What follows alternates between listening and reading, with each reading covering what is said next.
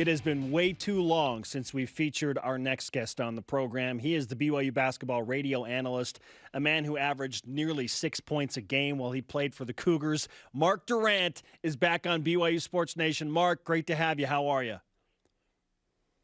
I'm doing great, boys. I've missed you. You know I love you, and it's great to be on again, being in the middle of basketball season once again. That's my favorite time of the year. Christmas time, basketball time. Doesn't get any better. I just want to know how we can get one of those lamps that you feature in your office into Studio B. Amazon. Well, you see, you can't just buy it. You have to win it. It's a major award, and I won it. Really? Tell us about it. So I don't think I can help you on that. But what'd you win? Yeah, well, I thought it was a bowling alley at first. Nice. Fair enough. Okay, let's talk BYU and Utah State. This is a big game. Top 50 net matchup. BYU trying to continue the streak, which has gotten really well. I didn't realize until this week. I was like, oh, it's been 10 years since BYU lost to Utah State.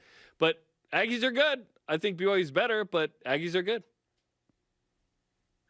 Yeah, I mean, the Aggies are good, and they're always tough. I don't remember them ever not being tough, and this Justin Bean is incredible. I mean, can you ever remember a time that BYU has had to play 3 big men in a row that averaged a double-double? I mean, that's just crazy. Yes. I mean, they just keep getting better and better. And Justin Bean is as hard a player as I've ever seen him. He's not a fancy guy. He just seems to want it more than anybody and gets the rebounds and has really developed into a nice player. And you talk about how good Alex Barcelo's shooting, and really there's no one in the country except maybe Justin Bean who has the same similar types of numbers as Alex Barcelo. He's a big guy. So, I mean, he's terrific. And, I have nightmares still from Rylan Jones a couple of years ago in the Huntsman Center. And so he scares me. He hasn't played maybe as well as he hoped to so far, but, he'll be up for this game. And, they've got some guys. It's a different team than last year when BYU went up there and got a big win. But you still have Justin Bean, and he is terrific. And when he's on the floor, they're going to have a chance to win games. So the big question, Mark, is how do you slow down a guy who has been so dynamite for the Aggies, averaging a double-double, as you mentioned, 22 points, 12 rebounds.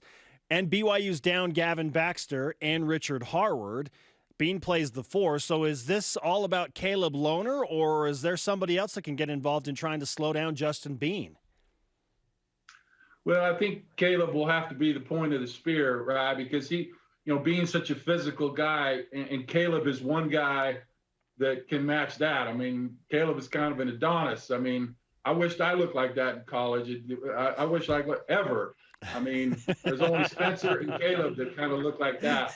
But he's a guy, and he's quick enough, strong enough that he's not going to be overpowered by Justin Bean, I don't think. The thing maybe you need to be worried about is foul trouble for him.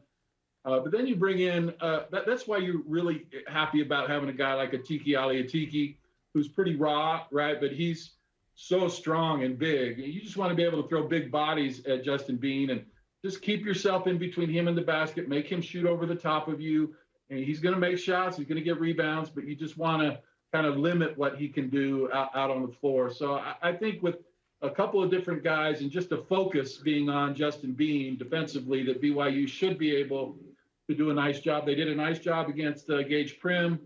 The other night, he got a few buckets late, which hurt, but overall they did a nice job.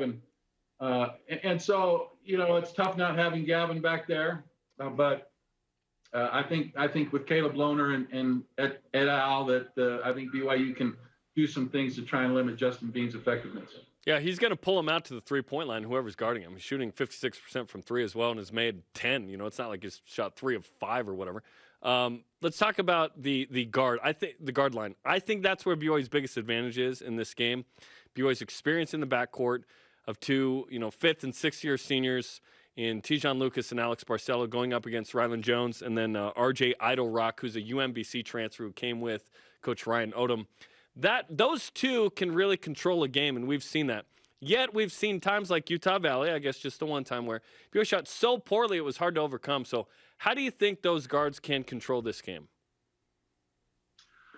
Well, I do think there's a real advantage there. I mentioned Rylan and Brock and those guys. I mean, they've got some guys on the perimeter, but BYU should have a huge advantage at the guard line with, Alex and Tijon particularly. I mean, I tell you what, boys, Tijon against Missouri State, wow. Late in that game, he wasn't going to let UVU happen again, was he? I mean, it's like watching my kids' video games when they get like the magic pellet or whatever, and they go all super powerful and go running through all the bad guys, knocking them off the thing. I mean, Tijon he got the power pellet, and he was like, no, I'm going to go take care of this. And he was just amazing. And Alex was better. I mean, I think the UVU thing, go credit UVU with their defense, but man, I think that was an anomaly. And I think Tijon particularly is feeling very confident in his game. And I think, with that guard line, Justin Bean better have a good night because they'll need it, because BYU's guards are terrific and I think are playing really well. Mark, are you kids playing video games where they build a dam with a beaver? They get the power pellet? What's going on there? I don't know, man. I hate the video game. I told my kids a couple years ago, I'm not buying a single more video game for you ever.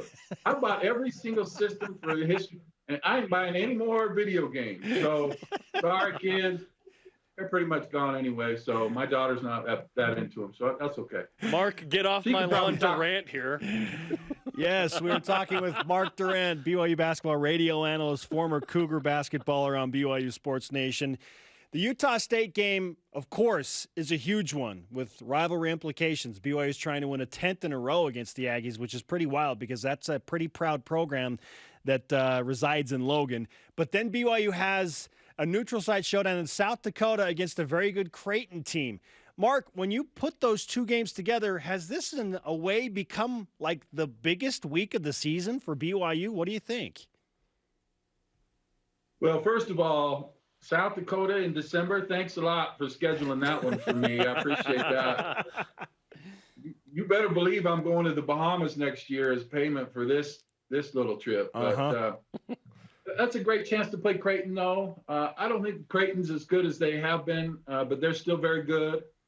And, of course, Utah State's very good. So, I don't know if it's the biggest week. I mean, every week seems to get more difficult and more important. And so we'll see how it goes. But I like the fact that BYU's at home against Utah State. I think that, going up to the Spectrum would really concern me.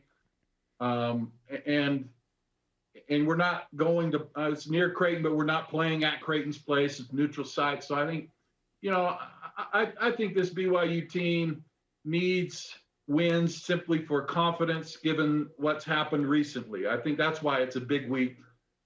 Most importantly, is can we get the confidence that we can win without Gavin Baxter and prove that we're still a team that is a top 15, top 10 type team. And I think if they can get some two good solid wins here, that they'll reestablish that, I think, in their minds, more importantly, just the mental aspect of really knowing this is a special team. We're a very good team. Wherever we go across the country, whoever we play, we can win. BYU shooting 29% from three. That's going to cost the Cougars at some point. It certainly did against Utah Valley. If it's Spencer Johnson or Alex Barcelo taking the shots, it's good, as we talked about, 45% average. Why will that get better, in your opinion, and will it? Well, here's why. Because, you're not going to make a shooter better overnight. But I think we've seen enough from some guys to know that they're underperforming. And for even Alex Barcelo, as good as his numbers are the last few games, he's been hasn't shot well. Trevin Nell, I think, is clearly a better shooter than he's shooting. And so he doesn't have to get better. He just needs to raise his game to where he should be. I think Tijon can be better. Obviously, Caleb Lohner, we know just from last season that he's better than what he's shown.